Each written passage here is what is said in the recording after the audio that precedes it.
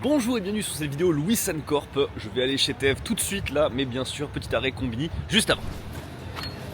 En ce moment, j'adore ça. J'adore. J'ai l'impression que c'est la première année où toute l'année maintenant, il y a des smoothies. Et ce smoothie vert là, ah là là, la dose de légumes et de fruits au Japon.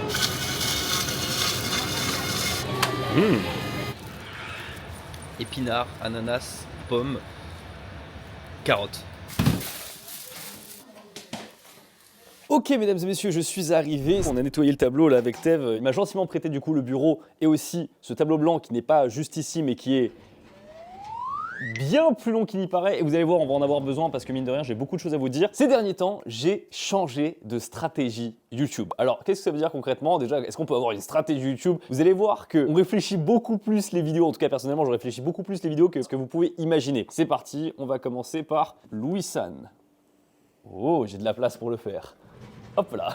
Sur la chaîne Louis San, c'est 2 vidéos par mois. Sur ce qui est des contenus, il y avait soit des gros projets, soit des vidéos scriptées. Et pourquoi je vous dis que j'ai changé de stratégie? C'est parce qu'en fait là, tout ce que je vous écris là, c'est l'ancienne version. Ensuite, on a la chaîne Louis, c'est aussi 2 vidéos par mois. Il y a toujours du contenu food et la chaîne Louis San TV. C'était les débriefs des grosses vidéos Louis San. Sauf que les vidéos gros projets sur la chaîne Louis San, il y en a de moins en moins. Soit ça devient extrêmement compliqué de les mettre en place, soit ça performe pas assez. Donc dans les gros projets, qu'est-ce que je compte? Il y avait le format interview, il y avait aussi la vidéo ton. Il y a une vidéo d'ailleurs sur le Wagyu qui est en préparation, qui est excessivement longue et complexe à mettre en place parce que j'interview des personnes qui s'occupent de bœuf de Kobe, je vais dans des marchés avec des enchères, etc. Mais c'est des trucs où il y a des magouilles et tout, et du coup ils veulent pas du tout faire rentrer la caméra. Bref, c'est de plus en plus compliqué, sachant que les interviews ça marchait très bien, sauf que bah là c'est un peu terminé parce que on va dire j'ai globalement fait les interviews les plus impactantes que je peux faire sur le domaine Japon. Le ton ça a bien marché, mais j'avoue je m'attendais un peu plus quand même. Et aussi on a une dernière là qui est en préparation, c'est un contenu dans une prison, mais pareil pour avoir les autorisations c'est excessivement compliqué vraiment d'avoir les autorisations là-dessus. Il y a aussi un format où je veux faire venir un contrôleur SNCF au Japon pour qu'il voit le système ferroviaire japonais, etc. Mais c'est pareil, pour avoir les autorisations, c'est excessivement compliqué. Sachant qu'en plus, j'ai grosses vidéos avec les Japonais qui viennent chaque année en France. Bon, là, c'est pas pour tout de suite parce que c'est plus autour de mai, juin, voire août. Cette année, je vais plus les faire sur la chaîne Louis San, je vais les passer sur la chaîne Louis. Donc en fait, là, globalement, ce qui se passe, c'est que les gros projets, bah, sur la chaîne Louis San, il y en a de moins en moins. Ce qui fait que ça augmente le rythme des vidéos scriptées. Et ça, j'avoue, ça me plaît pas. Parce que les vidéos scriptées, je l'ai déjà dit 1000 fois, mais voilà, c'est compliqué. Aujourd'hui, justement, je vais vous expliquer pourquoi c'est compliqué tout à l'heure. Je vais vous montrer vraiment un script d'une vidéo pour vous expliquer en fait quelle est ma réflexion quand j'écris une vidéo Louis San et comment ça se passe en fait et pourquoi ça se fait pas vite fait comme ça. Mais vu qu'il n'y a plus de gros projets, qu'est-ce qui se passe?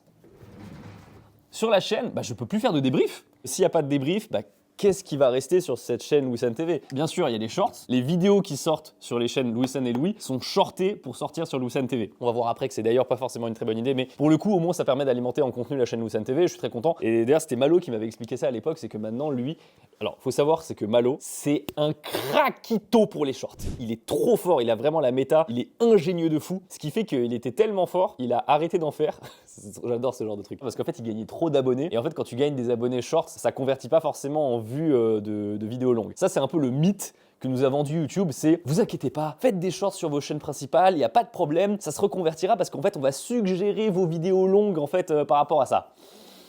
Je vous avoue, j'étais très mitigé, mais récemment, j'ai eu un exemple qui était un peu intéressant. Quoi qu'il en soit, qu'est-ce qui se passe? C'est que depuis maintenant 2 semaines, j'ai décidé de lancer un nouveau format sur la chaîne Louis San TV. Et vous allez me dire, mais c'est totalement des vidéos Louis San. Et je suis complètement d'accord. La première vidéo, c'était la nouvelle drogue au Japon, la nicotine zombie. Pour la première fois, j'ai voulu me faire aider en termes de script dessus. J'avais déjà travaillé avec cette personne-là sur un autre projet et ça s'était très bien passé, mais là, on est sur des vidéos YouTube. C'est pas le même travail. C'était cool, je suis content, mais je suis pas sûr de réitérer l'expérience pour le coup parce que la nicotine zombie, c'était plutôt pas mal. La deuxième, par contre, sur les Butsukai Yotoko qui est sortie, j'ai dû tout refaire. Et puis c'est compliqué en fait, au bout d'un moment, je peux pas vraiment leur jeter la pierre parce qu'il y a quand même beaucoup de mes sources, ce sont des vidéos. Et les vidéos, pour le coup, là, les sous-titres YouTube, c'est éclaté. Tu peux pas suivre une vidéo japonaise si tu comprends pas le japonais, c'est vraiment trop dur pour l'instant. J'imagine que à l'avenir, ce sera possible, mais là, pour l'instant, c'est trop compliqué. Ce qui fait que ces 2 vidéos-là, c'est totalement des vidéos Louis San. Je les ai écrites comme si c'était une vidéo Louis San, sauf qu'il y a une grosse différence. Parce que vous vous dites, mais attends, mais si c'est comme des vidéos Louis San, autant les publier sur la chaîne Louis San. Il y a plus de vues, il y a plus de sponsors, il y a plus d'argent à se faire, etc. Enfin, donc du coup, quel est l'intérêt de les sortir sur la chaîne Louis San TV? Et ben en fait, il y en a un. énorme. À la base, ces sujets-là, j'ai pas eu du mal à les trouver en fait. J'ai énormément de sujets comme ça qui sont dans ma besace depuis des années que je ne traite pas sur la chaîne Louis San pour la bonne et simple raison que la chaîne Louis San a une contrainte, c'est la longueur des vidéos. La moyenne des vidéos sur la chaîne Louis San, c'est devenu 30 minutes. Et mine de rien, c'est dur pour moi de trouver un thème que j'ai pas traité sur le Japon, qui soit original, où j'ai des nouvelles choses à dire dessus, qui puisse durer 30 minutes. Parfois j'ai des bons sujets, mais qui durent que 12, 15 minutes. Alors parfois j'arrive à les insérer un petit peu comme ça, discrètement dans la vidéo, mais il y a quand même 50% du temps où je suis juste obligé de mettre le truc de côté. Et ça c'est frustrant, parce que je me dis, c'est dommage de pas traiter ces sujets-là, sachant que c'est des bons sujets. Mais alors maintenant vous me dites, attends mais c'est plus court, c'est pas grave, il y a une vidéo de 15 minutes qui sort, c'est pas un problème, pourquoi tu te mets des barrières à faire forcément une vidéo de 30 minutes sur la chaîne Louis San si ça t'emmerde autant? Et c'est là où je dois vous répondre, l'algorithme YouTube. L'algorithme YouTube, je sais que c'est un peu l'excuse que tous les youtubeurs sortent lorsqu'il y a un peu ce côté shady, brumeux, on sait pas trop pourquoi, mais c'est comme ça que ça se passe. Sachez que pour le coup, sur la durée des vidéos, si sur YouTube, tu fais des vidéos qui sont d'un coup beaucoup plus courtes par rapport à ce que tu as l'habitude de sortir en tant que vidéo, dans la grande majorité des cas, tu vas te faire frapper les fesses. YouTube, il regarde beaucoup le watch time que tu vas avoir sur les vidéos. C'est-à-dire que si par exemple sur une vidéo de 30 minutes, ta moyenne de visionnage c'est 20 minutes pour une vue, c'est énorme. En moyenne, ça veut dire qu'une personne qui clique va regarder 20 minutes ta vidéo sur 30 minutes, c'est topissime. Maintenant, imagine tu sors une vidéo de 10 minutes. Même si les gens regardent 100% de la vidéo, tu ne pourras jamais avoir 20 minutes de moyenne de visionnage. Bah, tu te dis, bon c'est pas grave, le pourcentage il est même meilleur sur la vidéo de 10 minutes que celle de 30 minutes, donc où est le problème?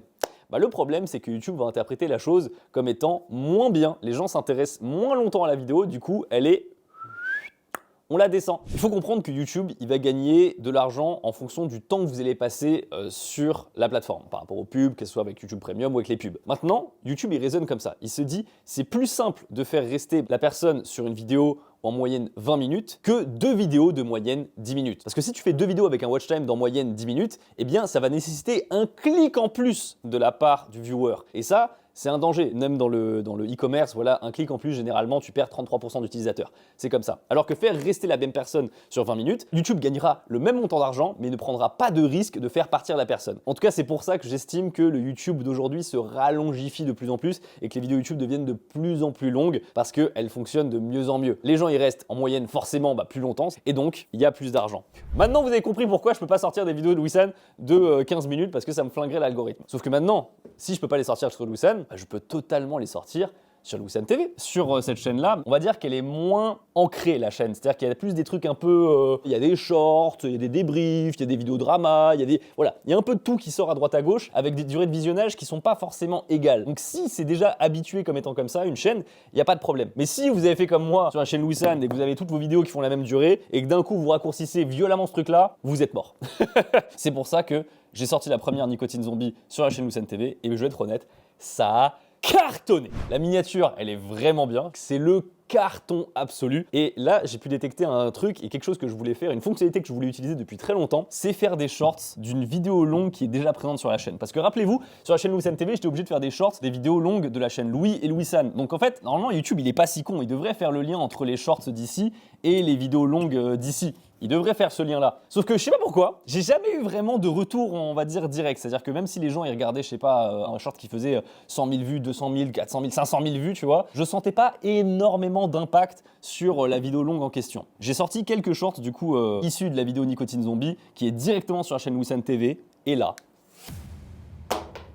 je ramasse mon stylo. Malgré que les shorts, ils ont fait que genre 10 000 vues, 20 000 vues, vraiment très très peu, j'ai senti un lien tellement fort. J'ai vu les vues de la vidéo Nicotine Zombie qui sont encore montées vis-à-vis des shorts. Et vraiment, je voyais à l'heure à laquelle je publie les shorts, l'heure à laquelle les vues de la vidéo Nicotine Zombie, donc la vidéo longue Nicotine Zombie, montaient. C'était impressionnant. Je n'avais jamais eu cet effet-là, on va dire, sur les autres chaînes. En tout cas, beaucoup moins fort. Là, c'est exceptionnel. Je suis vraiment très surpris de ça. Je l'explique comment. Par une fonctionnalité que YouTube a mis en place, c'est le linkage de vidéos. En fait, sur ton shorts, quand tu le publies, tu as une option pour en fait linker une vidéo. J'ai décidé d'associer ces shorts-là à la vidéo longue Nicotine Zombie. Et du coup, je pense ce qui se passe, c'est que les gens ils regardent le short, s'ils l'ont apprécié, qu'ils sont restés dessus, qu'ils l'ont visionné, YouTube va interpréter ça en mode ah, il a apprécié ça. Du coup, je vais suggérer plus souvent dans le feed de ces personnes la vidéo longue Nicotine Zombie. Et donc du coup, ils ont plus de probabilité de cliquer et donc forcément, les vues augmentent. J'ai été ravi. C'est trop bien. Maintenant, la deuxième vidéo, Bouscoler le Toco, il s'est passé un truc qui m'est pas arrivé depuis très longtemps sur YouTube. Mesdames et messieurs, j'ai été frappé par la démoniaque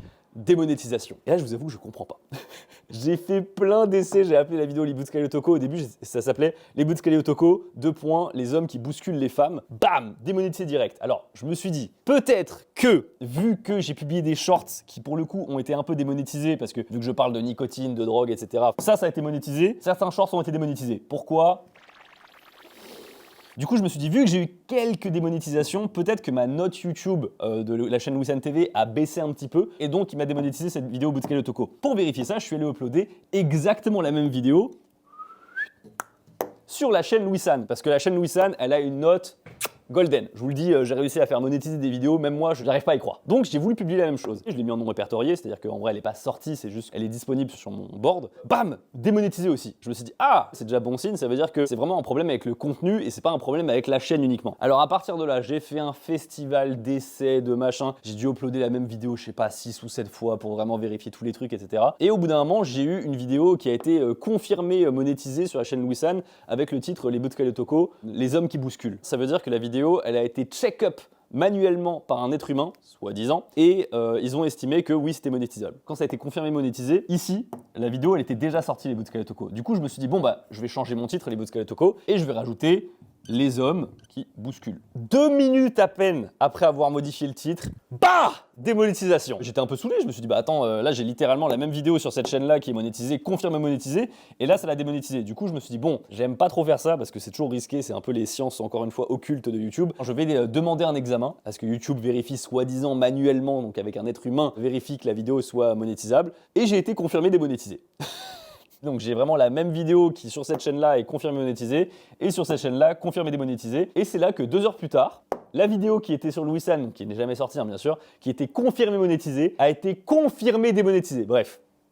Tout ça pour vous dire que c'est vraiment le bordel, hein, la monétisation, pourquoi, comment, est-ce que c'est genre le fait que ça bouscule un petit peu dans la vidéo, c'est des scènes de violence? Vraiment je comprends pas, hein, je vais être honnête, ça me fait bizarre de me dire que la nicotine zombie où vraiment on parle de drogue, y a pas de problème, c'est monétisé, et les Bootscali Otoko où ça se bouscule, c'est démonétisé. Écoutez, c'est pas très grave honnêtement. Pourquoi c'est pas très grave? Parce qu'on arrive sur la deuxième partie de ce que je voulais vous parler, c'est les sponsors. Voilà. Avant même de commencer à faire ce nouveau format, j'ai pu faire un petit coup de bigot à Oli, à d'autres marques, pour leur dire ouais, j'ai un nouveau format qui sort sur ma chaîne Louis San TV, est-ce que ça vous intéresserait pas de prendre les vidéos, etc. Vu comment la vidéo Nicotine Zombie elle a cartonné, je peux vous dire que ça n'a pas été compliqué de les vendre après derrière, mais avant que ça sorte, forcément c'était un peu plus compliqué. Je les ai bradés de ouf. Honnêtement, la Nicotine Zombie, je l'ai vendue 2 fois moins cher que le vrai prix que je devrais les vendre. Moi je peux vous le dire, hein, j'ai vendu ça à 5000 euros. Honnêtement, pour les vues que ça a fait, ça mérite bien 10, voire 12. Mais c'est pas grave, c'était le début, c'est un essai, puis on n'est pas garanti que forcément toutes les vidéos elles cartonnent autant. Donc ça, là-dessus c'est cool. Ça bouge pas trop sur la chaîne Louis San,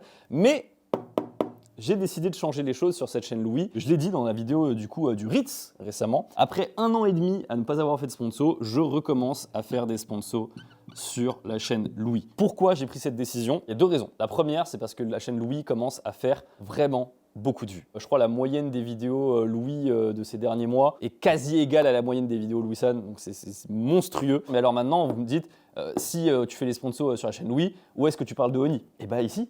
J'en parle ici, comme par exemple avec ce formidable hoodie estampe japonaise que j'ai sorti très récemment. Je vous avoue, l'estampe comme ça, c'est très osé, hein. On a mis des couleurs très osées, un design très osé, même un peu flou, un côté un peu brouillon presque sur la manche. Voilà, faut aimer. Par contre, vraiment la couleur, je suis trop fan de cette couleur-là, un peu lilas. C'est le nouveau produit sur la boutique Oni. Il y a eu bien sûr aussi la collection Celio. Merci beaucoup de la réception. Oh, la collection Celio, Je vous avais dit que moi j'y croyais beaucoup à cette veste en jean kimono et que eux ils y croyaient pas trop. Les 1000 exemplaires, mesdames et messieurs, sont partis.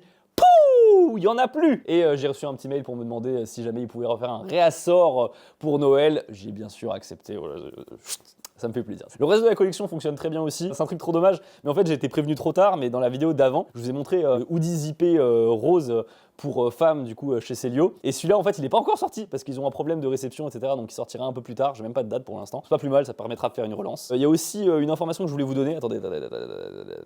Le 28 février, je serai à ce Celio à Paris. Voilà, notez bien l'adresse, c'est celui-ci. Je serai là de 15h à 18h justement pour venir vous rencontrer. Voilà, si jamais vous voulez venir échanger. Ah oui, je peux vous le dire, il y aura des onigiri gratuits ainsi que quelques produits gratuits à offrir comme ça. Voilà, c'est vraiment des trucs cadeaux. Donc n'hésitez pas à venir. Vraiment, c'est cool de pouvoir faire ça, de vous rencontrer aussi et de pouvoir parler éventuellement de la collection, d'autres choses, de parler business aussi si vous voulez. Voilà. Ceci étant dit, bah voilà, en fait, ce que je voulais vous dire, c'est l'existence de la chaîne en fait Louis San Corp. Ça me permet de parler de Oni. tout simplement. Et alors, bien sûr, il y aura quand même pour les grosses occasions comme type concours, etc. Je vais quand même communiquer sur la chaîne Louis, il n'y aura pas que des sponsors non plus. Et du coup, la chaîne Louis Hardcorp, il n'y aura aucune sponsor. Voilà.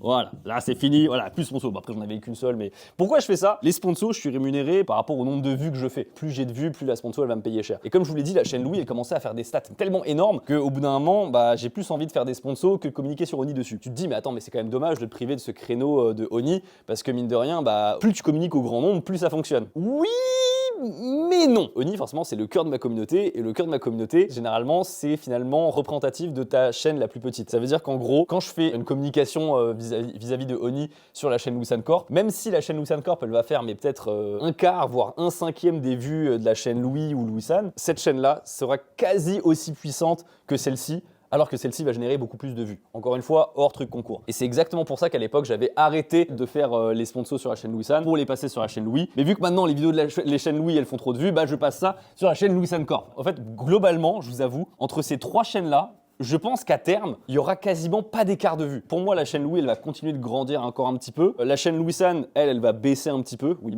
malheureusement, je suis honnête, mais je le dis comme ça. Et Louis San TV, ça va s'éclater comme un soleil. Alors celle-là, bon, bah, celle-là, c'est la petite dernière, vraiment, elle peut être tranquille. Qu'elle reste tranquille, il n'y a pas de problème. Mais voilà, ces trois chaînes-là, elles vont commencer à faire les mêmes vues. Et au bout d'un moment, je me dis, bah, et si on réduisait pas cette chaîne qui me prend trop de travail? En fait, il faut vraiment comprendre que quand je fais par exemple une demi-vidéo Louis San scriptée, ça me prend pas 2 fois moins d'efforts qu'une vidéo Louis. En fait, ça me prend peut-être genre 4 fois moins d'efforts en fait. Non seulement c'est un sujet qui est plus facile à compléter parce qu'il y a moins de mots à écrire, mais aussi il y a moins de recherche à faire, le tournage est moins long, le montage est moins long. Enfin voilà, il y a vraiment beaucoup de trucs qui s'enchaînent en fait. Idéalement, en fait, j'aimerais, je vous avoue, passer ici à une vidéo par mois. En fait, je peux pas cette année c'est pas possible, mais ça me permettrait de vivre un peu mieux dans le sens où d'être un peu plus tranquille, avoir des week-ends. Waouh, avoir des week-ends, ce serait trop bien un jour. Et ça, par contre, limite, ça, je peux presque augmenter. Passer de 2 ici à 3, ça serait cool. Et ici, là, pour l'instant, je fais une vidéo toutes les 2 semaines, mais je veux pas tenir ce rythme. C'est plutôt une vidéo toutes les 3 semaines que j'aimerais faire, donc une vidéo par mois à peu près, quoi, quelque chose comme ça. Et sur la chaîne